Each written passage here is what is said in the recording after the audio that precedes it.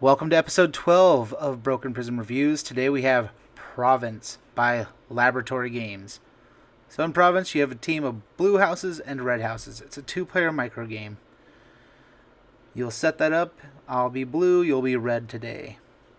Over here you have a labor tracker. You'll need that to decide whether you have points enough to build or buy or all of that. You've also got gold coins up in the top left, silver, and other sorts of monies. But on your turn, you'll have 2 labor and 1 gold with this setup. Then these little meeples move around the table.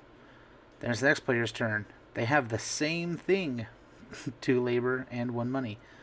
Neither of us decided to build the first turn, which is kind of silly. But now that it's my turn, I've got 2 monies and 2 labor. So I will also not build anything this turn. The little meeples move.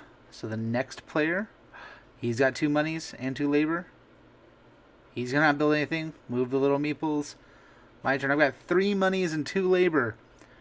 With this, I will buy a camp. This provides me an extra meeple dude that'll go on wherever I want. For right now, it's just going to be there. That will move every turn, and I can only collect resources for it. So they move. The red player cannot collect resources for that yellow meeple. So he still just has the 1 money and 2 labor. Here's an up-close view of that turn. Spend my money, spend my labor. But I get this cool little meeple dude. I'm going to put him wherever I want. That's a pretty strategic location. So that way when it moves on the opponent's turn, he's labor. But think about it, when it comes around to my turn, we're going to move the guy, and he'll be 2 money and 2 labor, which will hook me up immediately with being able to build other stuff. And that's kind of the whole trick to the game. You just keep building up and going there. Being a micro game, it's got some good cardboard chits, good cardboard pieces. But if you can see this, the map is barely bigger than a credit card in your wallet. So that's what we're talking about. The whole play surface isn't much bigger than a bar coaster. So you can play this just about anywhere as long as you can keep track of all these little pieces. This player is going to build a mill. This is going to grant them immediately extra labor every turn. Now we're going to look at some of these quest rewards. One of these will be up every turn, so if you ever fulfill one of these, you immediately get it. That one's 5 money, that one's have 4 houses, 10 money, trade 4 labor for 2 gold, have 4 monies, have access to the 2 extra meeples, have completed 4 of them already, have 5 labor in 1 turn, or have 3 meeples, additional meeple dudes on your turn. The whole point is to win these gems. You see some of these buildings that you get 2 gems whenever you complete it. Only the house closest to the gem gets the points for it at the end of the turn, and you can build the opponent's house just past the other turn. You also can trade 2 labor for 1 money, and once you have the harbor, you get the coins to shake up and bid. You slam them on the table, and if you get 2 whites labor, 2 blacks money, white and black, you can trade 3 gold for a meeple, which you can then buy the guys to put on there and run around the table. Pretty inventive game so far. Here's a look at how else it goes. Here's the opponent putting us there. Now he has access to the camp also, so he can use that little yellow guy every time he goes somewhere. Clever look at the quality and greatness of this game is the back of the house is the back of the house. It could have been just the same image twice, but they really put thought into it and made it, in fact, the back of a house.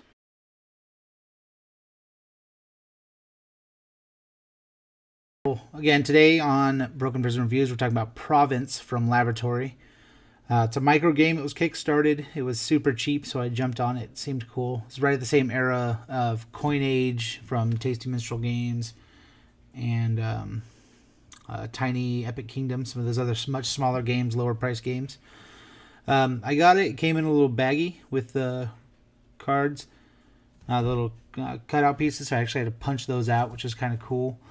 That they sent the whole cardboard shit and a folded up 1-page document for the rules. So quick to learn, quick to play, and it's a very engrossing game. I took it on a road trip with my family to Colorado. Got to play it in Denver, and then up in Fort Collins in a cabin we were staying in. It has such a small footprint. There's that little card. It's no bigger than this, so no bigger than your whole face. Is pretty great for a full board game. 2-player game. You can't really get more than 2 players in there. You may be able to play as teams. Do 4 players and just work as each other's advisors, which would be kind of nice. But it's the first game I've seen from Laboratory, and they seem to be a whimsical group. The image is a guy in like swimming trunks holding a piñata is their logo, which is kind of hilarious to me. I like funny people who are out there doing funny things, and the idea of a micro game with that much cardboard is incredible to me. It just fits in your pocket. You go play it anywhere. Small problem is managing all those pieces. At first, I was confused by, if you have 3 meeples, why bother moving them? But then, it is what it is. Move them every turn gives you that tactile feel of actually doing something. If they just sat still every turn, it wouldn't feel as groovy. But once you start adding in the blue and the green and the yellow, or it's like a yellow, a gold, a blue and red as you buy the meeples for your own turns. It's pretty clever because you can put them on and then they go in different orders. But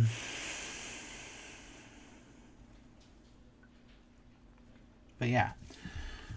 Again, that's Province by Laboratory. So thank you for watching Broken Prism Reviews. Be sure to check out other reviews and news and podcasts on the Geekcast Network. That's again geekcastnetwork.com. You can see such greats as Royal Monster Battalion, Geeks of the North, The Game Huntress over in the UK, I believe. Two Bald Geeks doing monster horror movie reviews.